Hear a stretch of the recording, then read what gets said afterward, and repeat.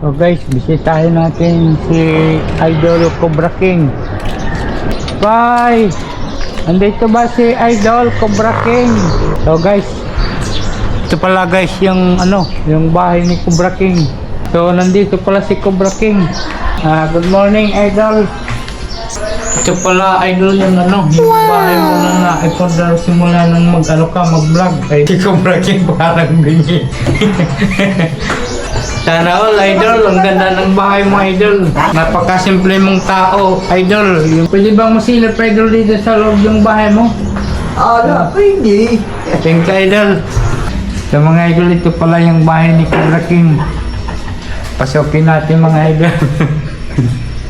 Wow!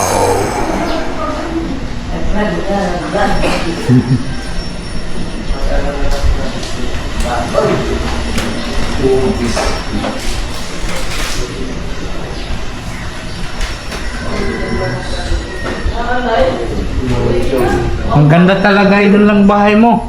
So, dito siya ngayon nagtayo ng bahay sa Palog. Thank you, Cobra King, sa pahintulot sa pagbisita sa bahay mo. Thank you. Papagano. Thank you.